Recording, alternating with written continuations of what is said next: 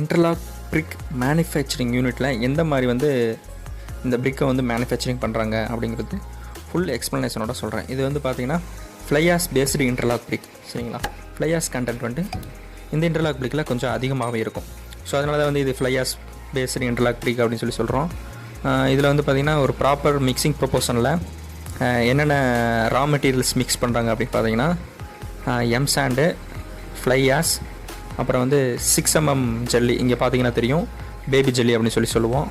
So அது அப்புறம் வந்து கொஞ்சம் அதுக்கு தேவையான mix proportion, bonding agents plus cement. So இதெல்லாமே ப்ராப்பர் ப்ரொப்போர்ஷனில் நம்ம மிக்ஸ் பண்ணி அந்த மிக்சிங்கில் இருக்கக்கூடிய இதை வந்து ஒரு நார்மல் ட்ரை மிக்சிங் மாதிரி மிக்சிங் பண்ணி வச்சுக்குவாங்க.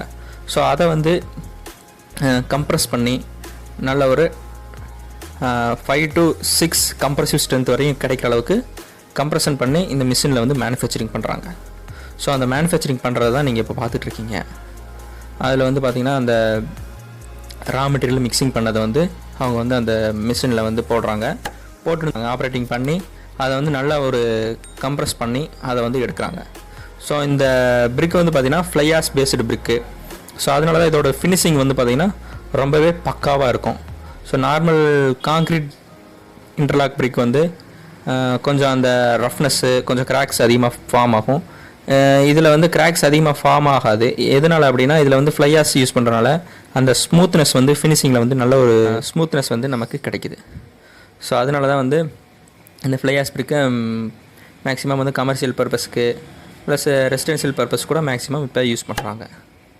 ஸோ அதான் நீங்கள் பார்க்குறீங்க. இது வந்து அந்த மோட்டார், அந்த ஃபிக்ஸிங் யூனிட்டு, அந்த ஃபினிஷிங் உங்களுக்கு பார்த்தனாலே ரொம்ப பக்காவாக தெரியும். எந்த அளவுக்கு வந்து இந்த பிரிக்கோட ஃபினிஷிங் இருக்குது அப்படின்னு பாருங்கள். அந்த காடியோட அந்த க்ரூஸு, அந்த ஸ்மூத்னஸ்ஸு எல்லாமே வந்து இந்த ஃப்ளை ஆஷ்னால தான் நம்ம வந்து அந்த ஃபினிஷிங் வந்து நமக்கு கிடைக்குது. ஸோ அதை வந்து ப்ராப்பராக வந்து அவங்க மேனுஃபேக்சரிங் பண்ணி அப்படியே அடுக்கி வச்சிடுறாங்க. நார்மல் 7 to 10 days வந்து க்யூரிங் ப்ராசஸ் பண்ணுறாங்க. ஸோ க்யூரிங் பண்ணி ஃபினிஷிங் ஆன பிரிக்ஸ்லாம் வந்து தனியாக வந்து எடுத்து வச்சிடுறாங்க. ஸோ க்யூரிங்க்கு வந்து தனியாக வந்து தொட்டி கட்டி அதில் வந்து க்யூரிங் பண்ணுறாங்க. நீங்கள் பார்த்தீங்கன்னா தெரியும் கம்ப்ளீட்டாக 7 to 10 days க்யூரிங் ஃபினிஷிங் ஆன அந்த ஒரு ஸ்ட்ரென்த்தை வந்து அட்டைன் பண்ண இன்டர்லாக் பிரிக்ஸ் எல்லாத்தையுமே தனியாக